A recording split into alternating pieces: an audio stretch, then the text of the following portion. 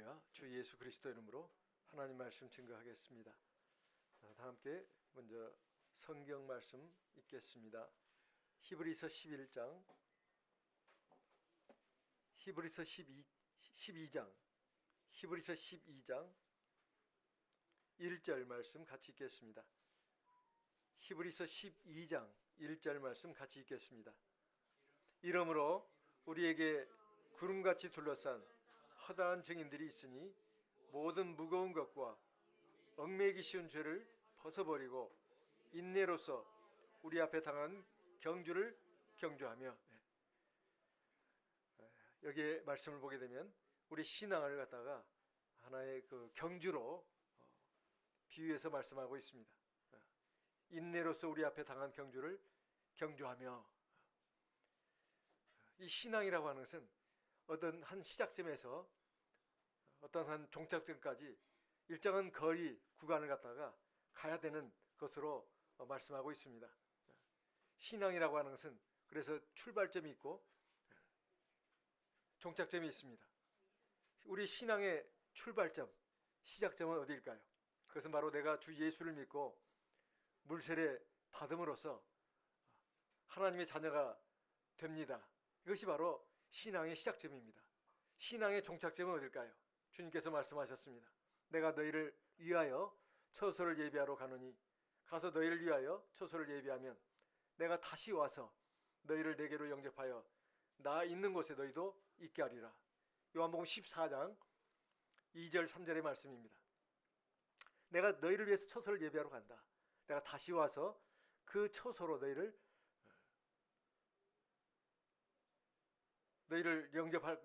영접해서 나와 함께 있게 할 것이다. 주 예수님께서 바로 우리를 위해서 예비하신 그곳, 낙원, 천국, 바로 그곳이 바로 우리 신앙의 종착점입니다.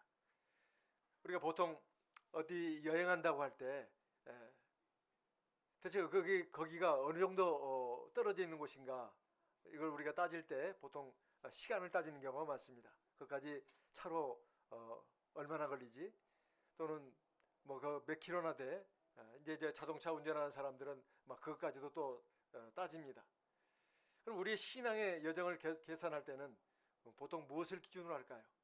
바로 시간이라고 말할 수 있습니다. 시간.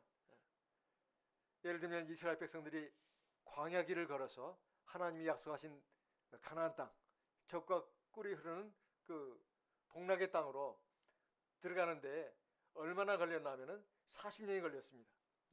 이것이 바로 이스라엘 백성들 앞에 주어진 신앙의 여정이라고 할 수 있습니다.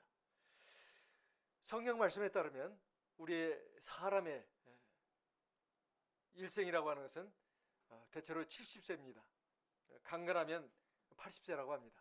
우리가 요즘 주변을 보게 되면 80세 넘어서 90세 넘어서 세상 뜨신 분들의 부고장이 많이 날아들다 보니까 우리가 보통 착각하는 경우가 많이 있습니다. 이렇게 수명이 많이 늘어났나? 절대 그건 착각입니다. 그 전에 죽는 사람도 굉장히 많습니다. 그래서 인간 보통 선진국 OECD 국가의 평균 수명을 볼 때 남자는 78세, 여자는 한 82세에서 83세입니다. 이게 선진국이 그렇다는 거예요. 선진국이 아닌 나라들은 그보다 수명이 더 낮습니다. 옛날 같으면 우리가 후진국이었습니다.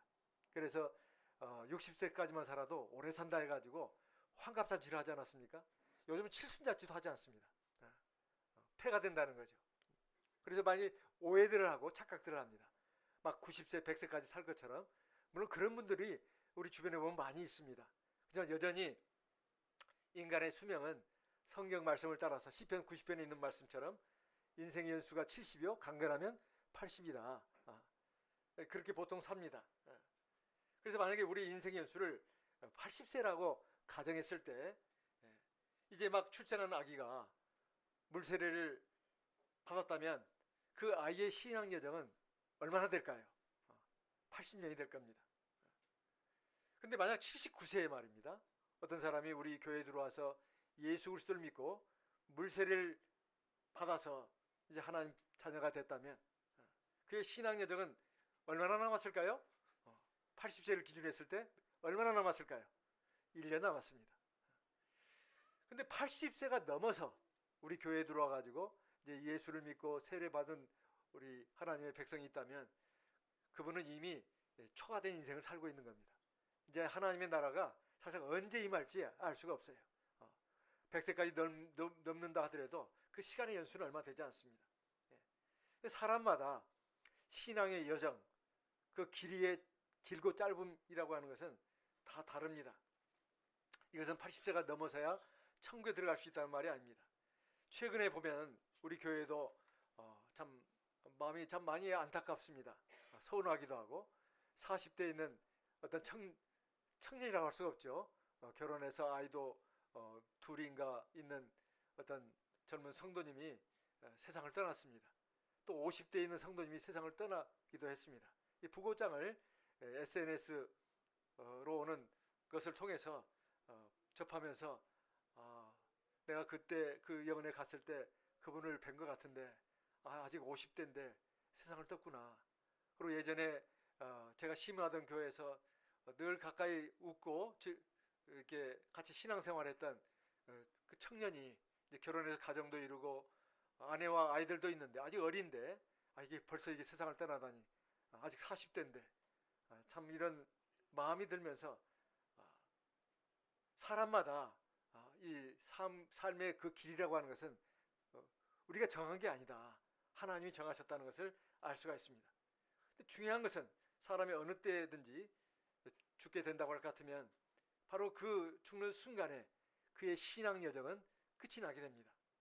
그래서 사람의 일생에서 가장 중요한 것이 무엇이냐 하면은 바로 나 자신에게 주어진 이 신앙 여정의 길을 끝까지 잘 걸어가는 것입니다.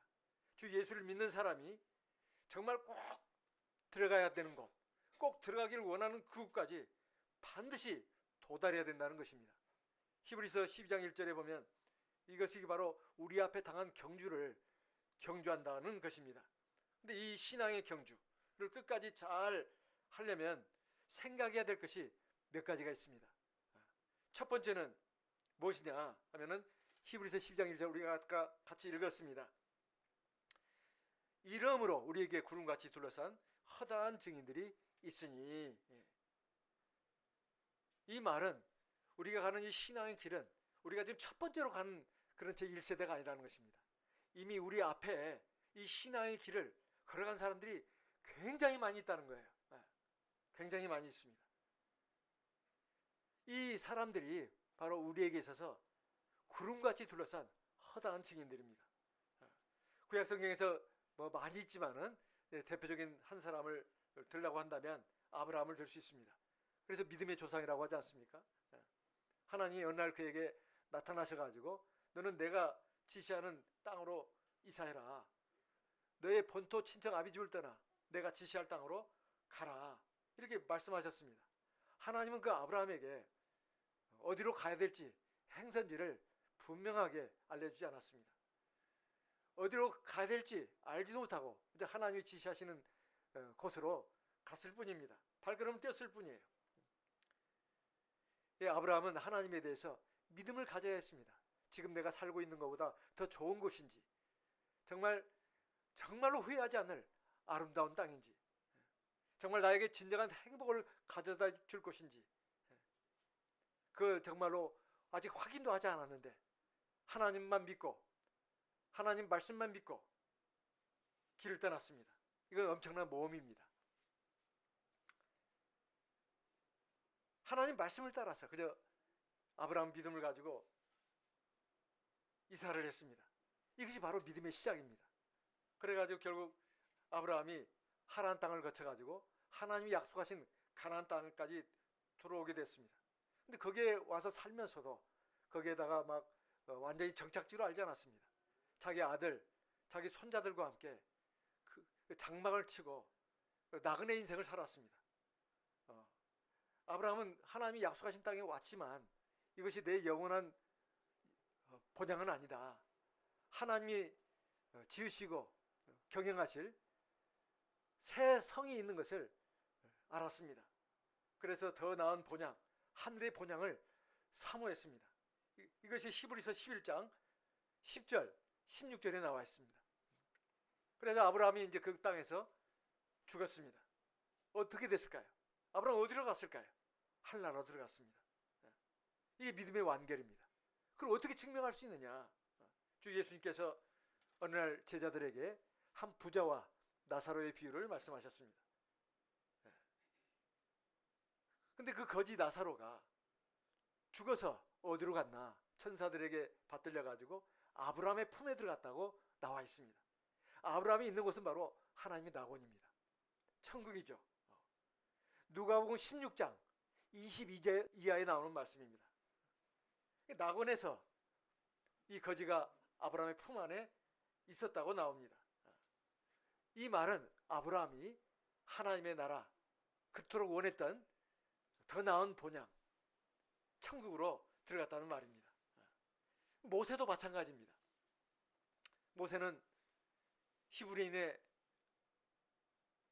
아들로 태어나가지고 바로 공주에게 입양이 돼가지고 애굽의 왕궁에서 살았습니다. 근데 성장해가지고 자기 나름대로 사명감을 가지고 그 왕궁에서 나갔습니다. 광야에서 이스라엘 백성들을 인도했습니다. 그래가지고 120세까지 세상에 살았습니다. 그리고 모세는 이 세상에서 숨을 거뒀습니다. 어떻게 됐을까요? 어디로 갔을까요? 천국에 들어갔습니다. 주 예수님께서 어느 날 제자 3명을 데리고 산으로 가셔서 기도를 하셨는데 호련히 예수님의 모습이 영광스러운 모습으로 바뀌었습니다. 그 예수님의 본래 모습입니다. 그때 모세와 엘리야가 갑자기 등장을 해가지고 예수님과 함께 예수께 십자가에서 별세하실 것에 대해서 대화를 나눴습니다. 제자들이 깨서 보니까 너무나 이거 놀라운 광경이었습니다. 그대로 기도한다면 이미 수백 년 전에, 천몇백 년 전에 살았던 자기의 믿음의 조상들, 모세, 엘리야와 함께 예수님이 함께 있는 것을 보았어요. 이 모세와 엘리야는 어디서 나타났습니까?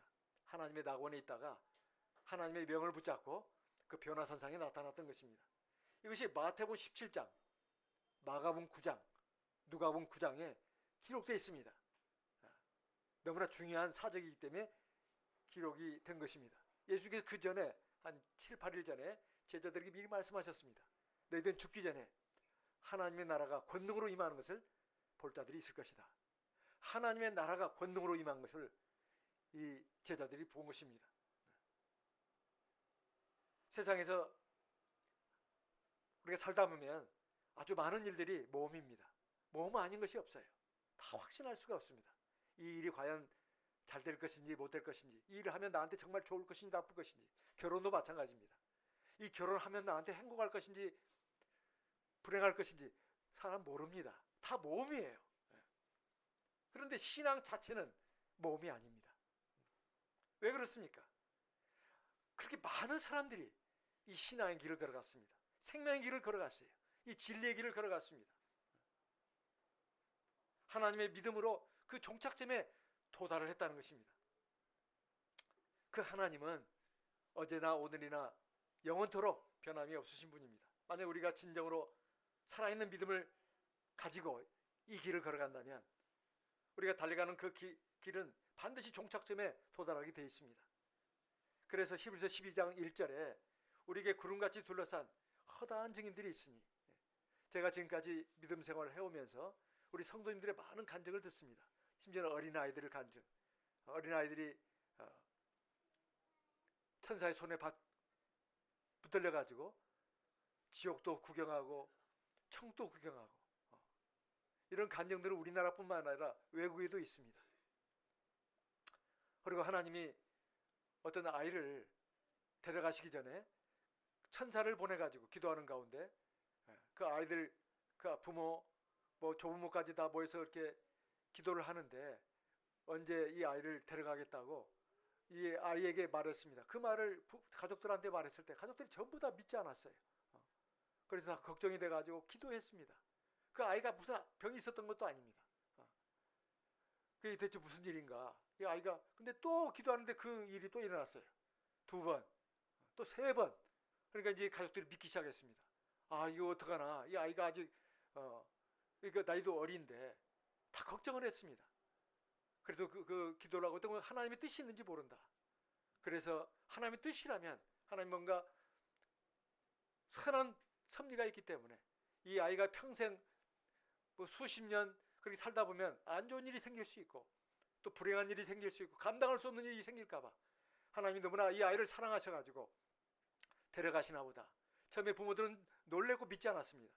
두 번째는 슬퍼했습니다. 세 번째는 하나님의 뜻을 알고 받아들였습니다. 그리고 하나님께 기도를 했던 것입니다.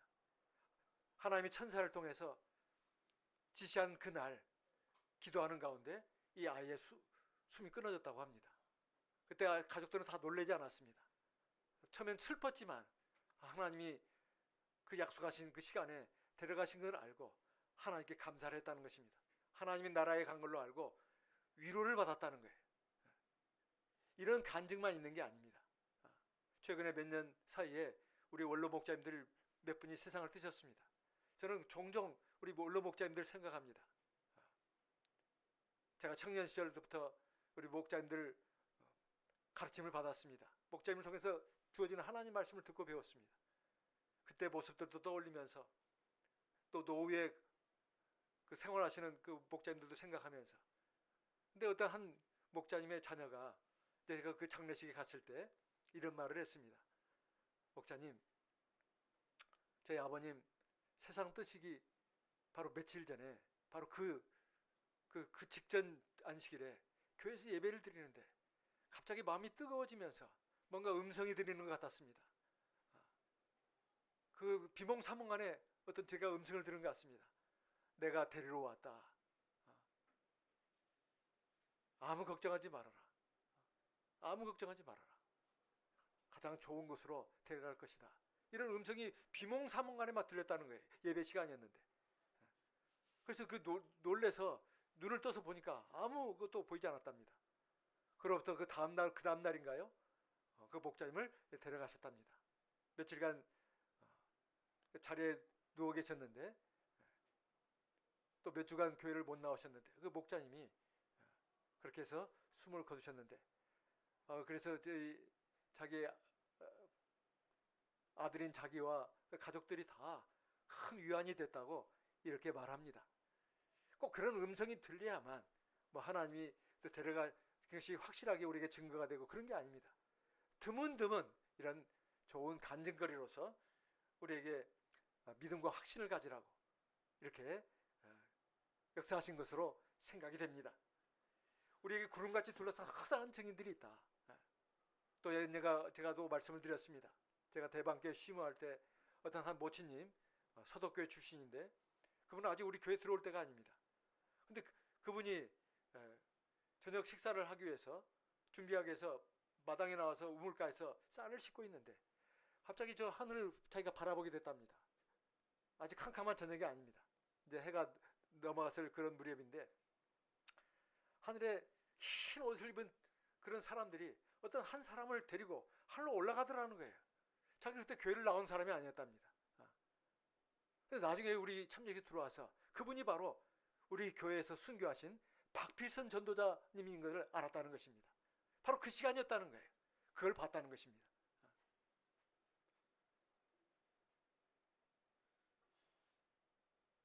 우리에게 구름같이 둘러서 커다란 증인들이 있습니다. 그래서 우리 인생에 있어서 가장 중요한 것은 다른 무엇이 아닙니다.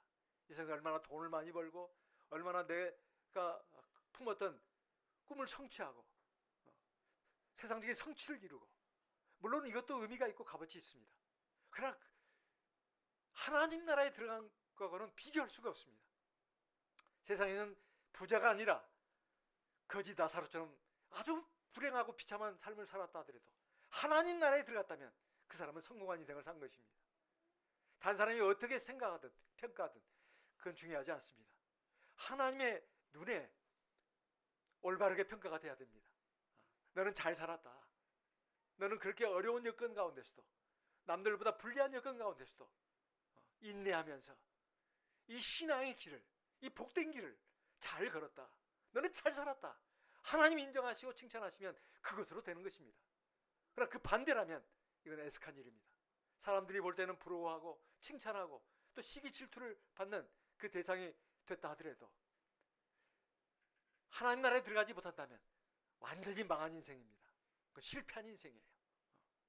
그래서 인생의 성공과 실패를 무엇으로 판가름해야 되느냐? 바로 이 신앙의 길을 끝까지 잘 달려서 그 목적지, 종착점에 들어가는 것입니다. 이것이 성공입니다. 두 번째, 우리가 이 신앙의 길을 끝까지 잘 달려가려면 어떻게 해야 되는가? 히브리서 12장 2절 말씀을 보겠습니다.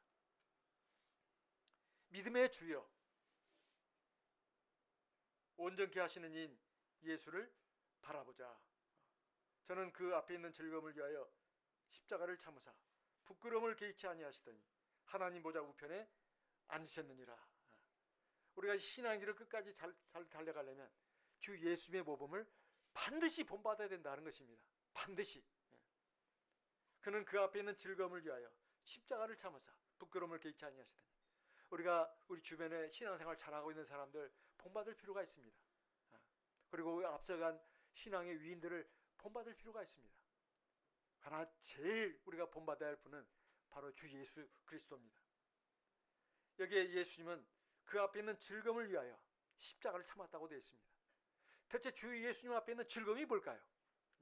그것은 바로 천국으로 돌아가서 하나님과 함께 있는 것입니다. 하나님의 영광을 누리는 것입니다. 원래 주 예수님은 하나님이셨습니다. 하나님의 보좌를 버리고 사람의 아들로, 하나님의 아들로 이 세상에 오셨습니다. 이 세상에서 사람의 육신을 가지고 사시는 동안 그의 삶의 목표는 분명했습니다. 나는 장차 하늘로 올라가서 하나님과 함께 영원한 영광을 누리리라. 그래서 주님은 그 하늘로 돌아가시기 전에, 원래 하나님 본체이신 분 아닙니까? 하늘로 돌아가시기 전에 주님은 이 세상에서 자신의 책임을 다해야 했습니다. 그 책임이 무엇이었을까요? 우리가 잘 알다시피 세상 사람들을 죄악에서 구원하는 일입니다. 이건 쉬운 일이 아닙니다. 누가 누구를 바꾼다고 하는 것은 쉬운 일이 아닙니다. 그 사람의 성격, 그 사람의 인생관, 그 사람의 삶을 바꾼다고 하는 것은 쉬운 일이 아니에요. 사람은 자기 자신도 고치기가 힘듭니다. 자기 자신의 잘못된 습관, 잘못된 삶, 이미 굳어진 타성, 이 고치기 쉬운 일이 아닙니다. 남을 고친다는 것은 더더욱 어려운 일입니다. 더군다나 남에게 눈에 보이지도 않는 하나님, 영원한 하나님 나라를 알려주면서 이 생명의 길을 가야 된다고 권해가지고 그의 삶의 방향을 돌이켜서 생명을 얻고 구원을 얻게 하는 이 일은 정말로 지극히 어려운 일입니다. 이것이 바로 사람들을 죄악에서 구원하는 일입니다. 이건 절대로 간단한 일이 아닙니다. 이 일을 하기 위해서는 십자가의 고난을 겪어야 됩니다. 그래서 히브리서 12장 2절 후반부에 보면 십자가를 참으사 이렇게 되어 있습니다. 자기의 책임을 완수하기 위해서 주님은 자기의 주어진 사명을 완수하기 위해서 십자가를 참았다고 되어 있습니다. 주님께서 세상에 오셔가지고 한 33년간의 사람의 삶을 사셨습니다.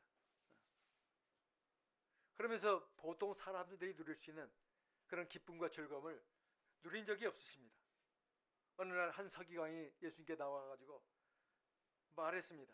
선생님이여, 어디로 가시든지 저는 좋지리다. 근데 예수님께서 하신 말씀이 우리 잘 아는 바와 같이 여우도 굴이 있고 공중의 새도 거처가 있으되 오직 인자는 머리 둘 곳이 없다 하시니라. 그런 삶을 사셨습니다. 성경 말씀에 따르면 의인의 판별 기준의 하나로서 고난받는 것이 있습니다. 대체 주님은 어떻게 그런 고난들을 능히 감당할 수 있었을까요? 하나님 나라에 들어간다는 그러한 믿음이 있었기 때문에 그렇습니다. 그런 소망이 있었기 때문에 인내할 수 있었습니다. 그래서 하나님 아버지께서 부탁하신 것을 다 수행할 수가 있었습니다. 그래서 히브리서 12장 2절 후반부에 보게 되면 하나님 보좌 우편에 앉으셨다 이렇게 되어 있습니다. 주 예수님 지금 어디에 계시는가? 하나님 보좌 우편에 앉아 계십니다. 하나님의 영광이 지극히 크듯이 주님의 영광 또한 지극히 큽니다. 마태복음 25장에 보면 그 천국 비유 세 가지가 나오지 않습니까? 열처녀 비유, 달란트 비유, 그 다음에 세 번째는 뭐예요? 양과 염소 비유아니에요. 하나님께서 오른편에 있는 자들에게 말씀하시되 너희는 창세 전부터 예비한 아버지의 나라를 상속해라. 그 영원한 하나님 나라 천국 아니겠습니까? 우리가 믿음 생활 하더라도 껍데기 형식적인 믿음 생활이 아니라 진짜 살아있는 믿음 생활을 해야 합니다.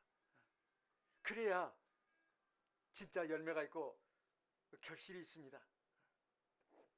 이것은 우리에게 아주 좋은 모범이 됩니다. 우리를 둘러싼 구름같이 허다한 증인들, 믿음의 선배들, 그리고 주 예수님, 바로 그분들의 믿음, 그 결과처럼 나도 그렇게 되게 해달라고, 나에게 그런 믿음을 주시라고 하나님께 구해야 되겠습니다. 사도 바울은 로마의 감옥에 있으면서 내가 지금 이 육신을 벗어나서 하나님의 나라에 들어가는 게 좋다. 사실 지금 사는 것보다 자기는 죽는 게 좋다고 말했습니다. 왜? 하나님의 낙원에 들어가서 영원히 하나님과 함께 있는 것이니까. 그게 얼마나 좋냐. 사실 우리가 믿음이 부족해서 약해서 우리는 감히 그런 말을 못합니다. 난 지금이라도 죽으면 좋겠다.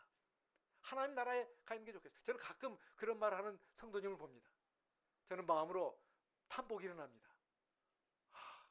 물론 너무나 세상이 힘드니까, 괴로우니까 하나님 나라에 바로 지금 가는 게 좋겠다, 이게 말하는 것일 수도 있지만, 우리 보통 사람들은 첫째 거기에 대한 확신도 없고 부족하고, 또 세상에 대한 집착과 욕심이 아직도 남아 있습니다.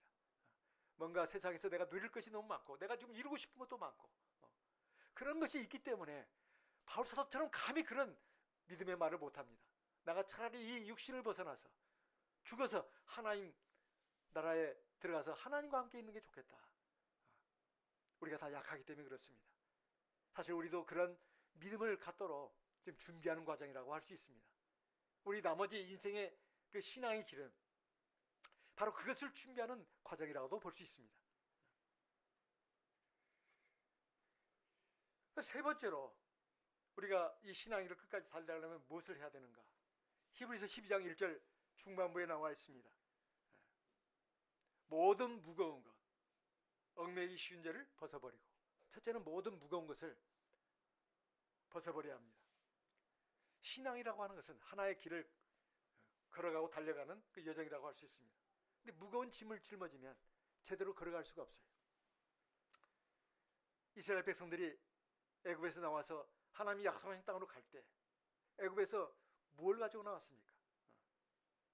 떠날 당시에는 입은 옷 한 벌밖에 없었습니다. 신발 한 켤레밖에 없었어요. 그리고 며칠간 먹을 식량 그게 전부였습니다. 생각해 보십시오. 하루에 보통 사람이 몇 끼를 먹죠? 몇 끼 먹습니까? 3끼 먹습니다. 물론 2끼 먹는 사람도 있어요. 3끼 먹습니다. 근데 그 당시에 애굽에서 가나안 땅까지 거리는 보통 3개월 정도 걸린다고 했습니다. 도보로. 그러면 3개월 동안 한 사람이 하루에 3끼씩 3개월이면 90끼의 양식을 준비해야 됩니다. 90끼. 가족들이 5명 정도라면 거기다가 또 5를 곱해야 되지 않습니까? 보통 식량이 아닙니다. 한 200만 명 정도로 추산되는 이스라엘 백성들이 애굽 땅에서 나올 때 석 달간의 양식을 다 준비해 가지고 나와야 됩니다. 그러면 그 식량이 무거운 짐이 돼 가지고 애굽에서 나올 수가 없습니다. 그래서 그들은 그런 것들을 가지고 나오지 못했습니다. 그래가지고 광야길로 접어들었습니다. 그 광야 생활 40년 동안에 이스라엘 백성들이 뭘 먹었습니까? 하나님이 하늘에서 내준 만나를 먹었습니다. 또 뭘 마셨습니까? 하나님이 반석에서 흘러나오게 한 물을 마셨습니다. 무엇을 입었습니까? 하나님 말씀에 보면은 신명기 8장에 40년 동안 그들의 옷이 헤어지지 않았다고 나옵니다. 갈아입을 옷이 없었는데도 그들은 아무 걱정이 없었습니다. 그들의 신발은 40년 동안 헤어지지 않았다고 나옵니다. 그들의 삶은 굉장히 간소했습니다. 그래서 광야의 길을 끝까지 잘 걸어갈 수 있었던 것입니다. 모든 무거운 것을 벗어버리고, 이 말은 우리가 육신을 가지고 세상에 사는 동안에 여러 가지 걱정들이 많습니다. 먹고 살 걱정, 어떤 집에 살아야 되지? 그리고 내 퇴직한 후에 내 노후의 삶은 어떻게 해야 되지? 연금 가지고 될까? 나라에서 주는 기초연금으로 될까? 걱정이 한두 가지가 아닙니다. 만약에 우리가 살아가는 동안에 먹는 걸 중시한다면 얼마나 좋은 것을 많이 먹어야 되느냐, 이거 항상 신경 써야 합니다.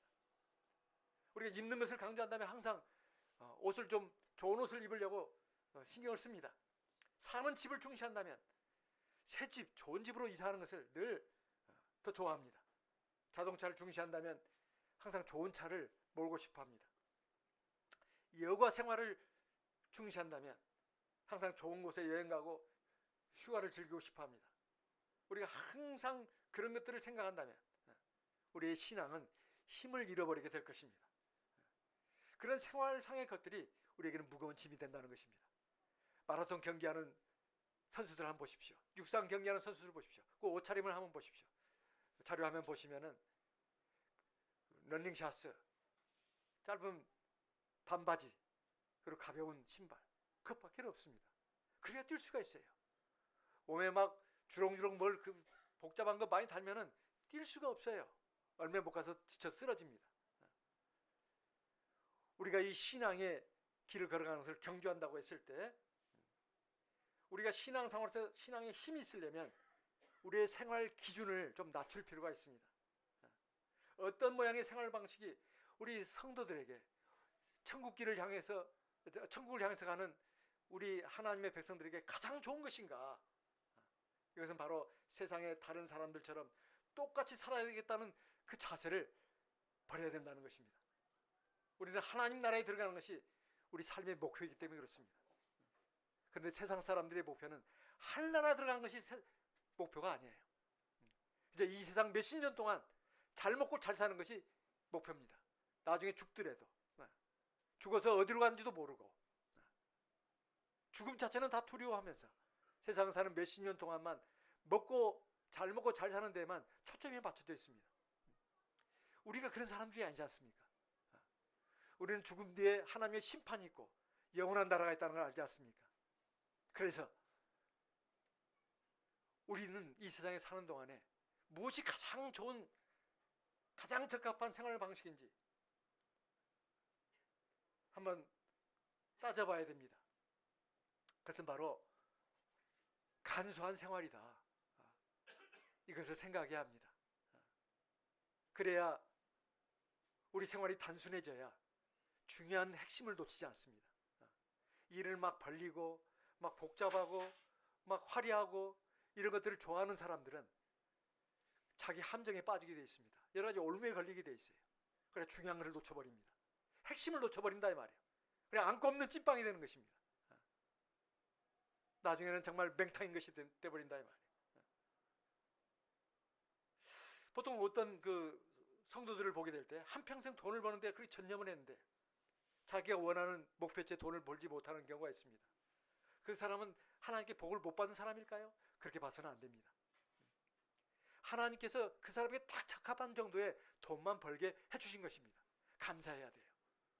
그래서 디모데 전서에 보게 되면 먹을 것과 입을 것이 있은즉 족한 줄로 알 것이니라 했습니다. 이거 쉬운 일이 아닙니다. 그런데 참 나이가 들어갈수록 그것을 절감하게 됩니다. 아, 먹을 것과 입을 것이 있으면 만족해야 되는구나. 이 세상 집이 있다 한들 그 내 집 아닙니다. 설령 내 이름으로 등기가 돼 있어도 죽음과 동시에 이름이 지워집니다. 그 남의 것이 되는 거예요. 내가 갖고 있는 모든 것들이 다 마찬가지입니다. 다 내 것이 아닙니다. 하나님이 우리에게 다 빌려준 거예요.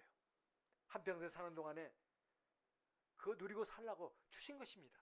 잠시 맡은 것에 불과해요. 내 것은 없습니다. 다 하나님의 것이에요. 그래서 우리가 그런데 집착하거나 욕심을 부려서는 안 된다는 것입니다. 하나님이 주시는 것을 누리는 건 좋습니다. 그렇다고 해서 노력하지 말라, 최선을 다하지 말라, 그 말이 아닙니다. 노력도 해야 하고 최선을 다해야 되는 것은 하나님 앞에서 마땅한 우리 삶의 본분이라고 성경에 나와 있습니다. 여기서 말씀드리는 것은 욕심을 부리지 말라는 것입니다. 욕심을 부리지 말고 최선을 다하는 것. 그럼 하나님이 주시는 만큼 내가 감사하고 감사하면서 받아 누리면 되는 것입니다. 그래서 걱정할 필요도 없습니다. 최선을 다하되 받아들이고 인정하고 하나님께 감사하면서 누리면 되는 것입니다. 그리고 하나님이 기뻐하시는 그 길을 가는 것입니다. 그 일을 하는 거예요. 그것이 하나님이 원하시는 선입니다. 그 다음에 또 얽매이기 쉬운 죄를 벗어버리라고 되어 있습니다. 얽매이기 쉬운 죄. 이건 바로 우리가 주 예수를 믿고 세례받고 성령을 받고 나서 죄 가운데 계속 살아가게 된다면, 잘못된 생활, 잘못된 습관에 붙들려 가지고 살아간다면 그 죄가 나를 얽어매 가지고 내 신앙의 길을 끝까지 걸어갈 수 없게 합니다. 그래서 사람은 누구든 간에 하나님 앞에서, 하나님 말씀 앞에서 항상 자기를 비춰보면서 자기의 허물과 죄를 깨닫고 회개해야 합니다. 그러면 내 양심이 점점점 하나님 앞에서 편안해집니다. 그러면 하나님께서 점점 나와 함께하는 것을 체험하게 됩니다. 그리고 내 걸어가는 길이 점점점 쉬워지는 것을 발견하게 됩니다. 그래서 얽매이기 쉬운 죄를 벗어버리라고 말씀하고 있습니다. 내가 내 생활 가운데서 안 좋은 내 모습, 생활 습관, 그것이 하나님 말씀에 비춰서 맞지 않는 것이라면, 어긋나는 것이라면 이게 죄가 되는 것입니다. 이건 내 힘으로 고칠 수 있는 게 아닙니다. 하나님 말씀을 의지해서, 성령의 능력을 의지해서 고칠 수 있습니다. 우리가 이렇게 믿음 생활 충실하게 하고 하나님 말씀을 잘 듣고 또 성령으로 기도하면 하나님이 내 잘못된 것을 고쳐주십니다. 하나님의 도우심과 은총을 우리가 받게 됩니다. 그런데 이것이 모든 사람에게 항상 일어나는 일은 아닙니다. 어떤 부분에 있어서 내가 잘못했다는 것을 깨달으면서도, 그리고 때로는 내 양심이 내 자신을 책망하지만은 내가 그걸 쉽게 바꾸지를 못하고 고치지 못하는 경우도 적지 않습니다. 이럴 때는 어떤 일이 일어나냐? 하나님의 징계가 일어납니다. 그 징계를, 하나님의 징계를 우리가 달게 받아야 된다는 것입니다. 히브리서 12장 10절 말씀을 보겠습니다. 히브리서 12장 10절 같이 읽어보겠습니다. 히브리서 12장 10절입니다. 저희는 잠시 자기의 뜻대로 우리를 징계하였거니와 오직 하나님은 우리의 유익을 위하여 그의 거룩하심에 참여케 하시느니라. 우리가 살다 보면 하나님께 매를 맞을 때가 있습니다. 이걸 하나님 징계라고 합니다. 그러면 어떤 일이 벌어지느냐? 나에게 유익이 있다는 거예요. 하나님의 거룩하심에 참여케 되는 그런 유익이 나에게 주어진다는 것입니다. 왜 그런가? 사람이 살다가 하나님의 징계를 받고 나면 그때로부터 혹은 그 이후 시간이 지나서라도 자기 자신을 냉정하게 돌아보기 시작합니다. 왜 나에게 이렇게 안 좋은 일이 생기지?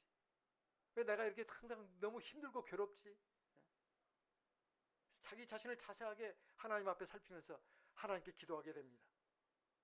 그럼 하나님이 성령으로 그 사람의 마음을 감동하십니다. 처음에는 그렇게 기도를 하더라도 이건 내 부주의로, 내 실수로 일어난 일이야. 재수가 없어서, 심지어는 그렇게까지 생각하는 그 경우도 있습니다. 재수가 없어서, 운이 나빠서 나에게 이런 일이 생긴 거야. 이렇게 생각을 합니다.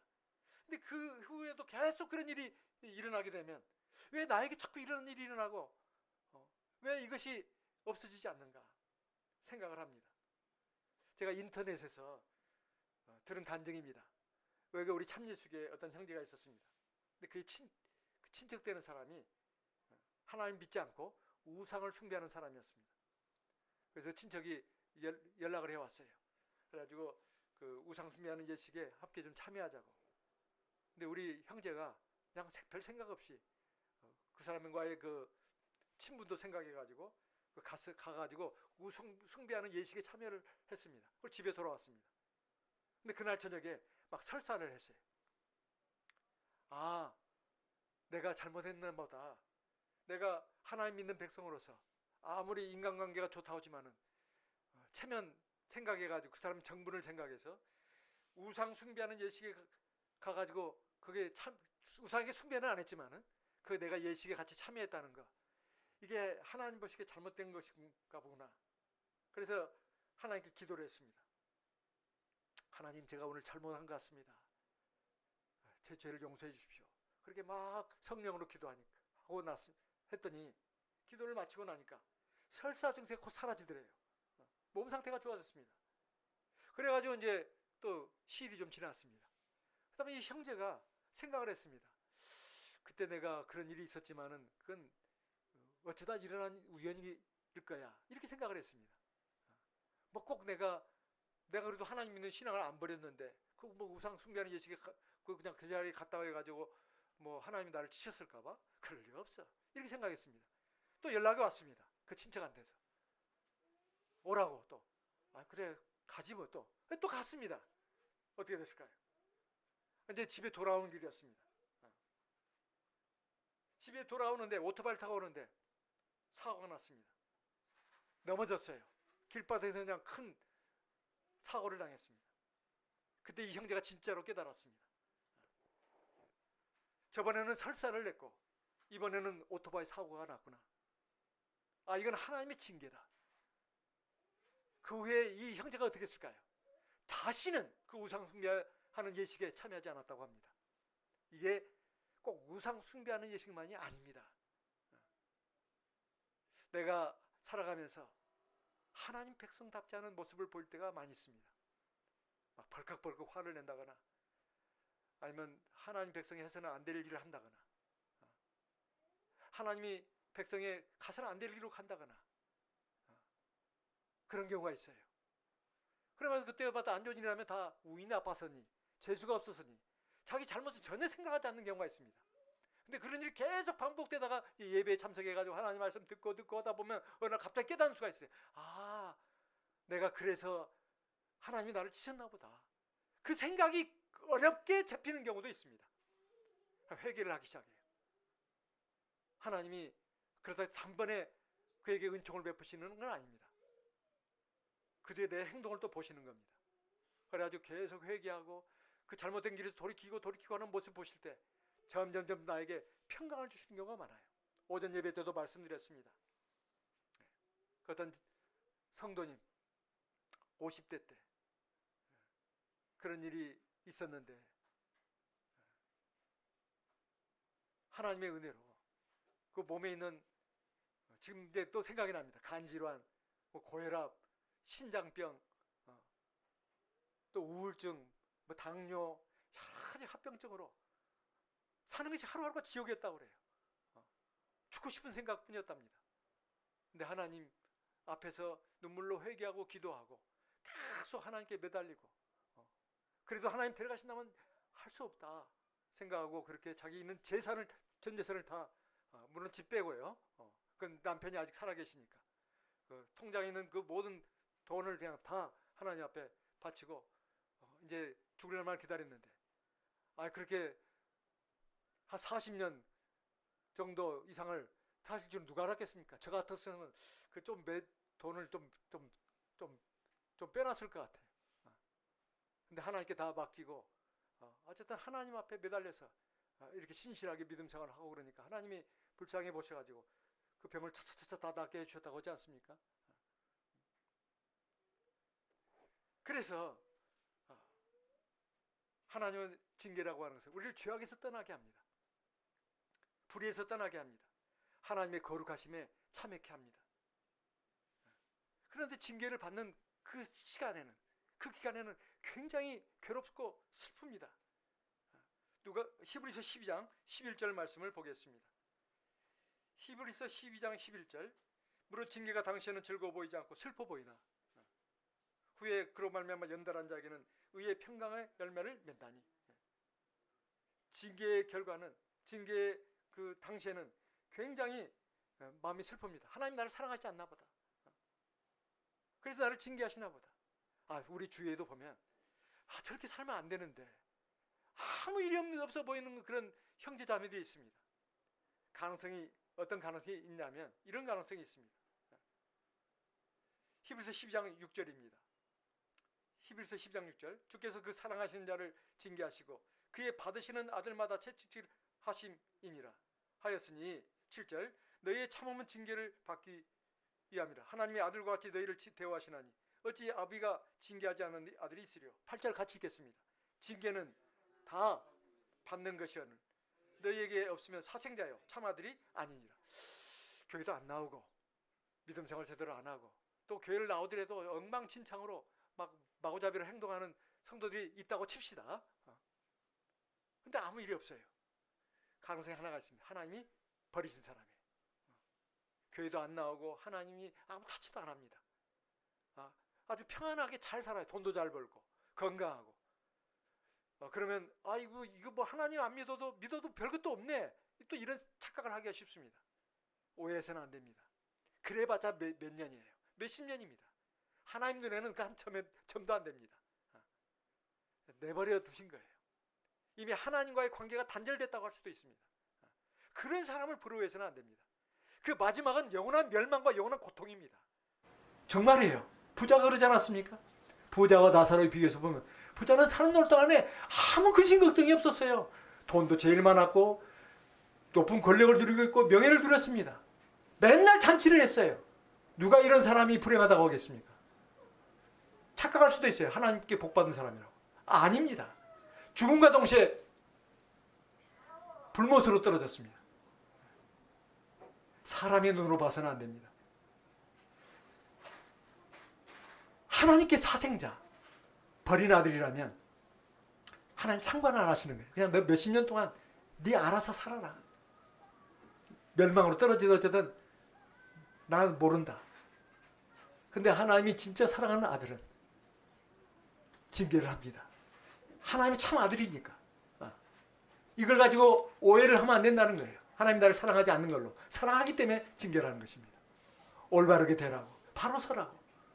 절대 내가 주는 생명과 은총을, 축복을 놓치지 말라. 그래서 하나님이 징계를 하시는 것입니다. 그래서 우리가 슬퍼해서는 안 됩니다. 감사하게 생각해야 합니다. 그래서 11절에 무릇 징계가 당시에는 즐거워 보이지 않고 슬퍼 보이나 후에 그로 말미암아 연달한 자에게는 의의 평강한 열매를 맺나니 어떻게 해야 되겠습니까? 12절, 13절 같이 읽겠습니다. 그러므로 피곤한 손과 연약한 무릎을 일으켜 세우고 너희 발을 위하여 곧은 길을 만들어 저는 다리로 하여금 어그러지지 않고 고침을 받게 하라. 하나님 앞에서, 하나님 말씀 앞에서 성령의 기도를 통해서 내 잘못된 행동, 잘못된 발걸음 이것을 고쳐야 합니다. 물론 힘이 듭니다. 무릎도 연약해져 있고 손도 많이 피곤합니다. 삶이 너무 고단하고 힘들기 때문에 내 삶의 기쁨과 즐거움이 없기 때문에 괴로운 일들, 너무 가슴 아픈 일들이 많이 일어나기 때문에 때로는 우리가 마음이 낙심이 됩니다. 그러나 낙심해서는 안 됩니다. 그게 결론이 아니니까 이게 중요합니다. 하나님 긍휼을 바라고 하나님 붙들고 하나님 앞에 회개도 하면서 하나님 나를 도와주세요. 나를 생명의 길로 진리의 길로 바로 걸어갈 수 있도록 인도해 주세요. 그럼 하나님이 나에게 그 기도를 들어주십니다. 나를 고쳐주십니다. 그리고 나에게 평안을 주십니다. 나와 함께 하십니다. 내 걸어가는 길은 점점 더 쉬워집니다. 그렇게 해서 내 신앙의 목적지인 하늘나라에 무사히 도착하게 됩니다. 하나님께 감사와 찬송과 존귀와 영광을 돌리게 됩니다. 저와 우리 모든 성도님들 다 같이 그 길로 가시기를 바랍니다. 묵도하겠습니다. 할렐루야. 아멘.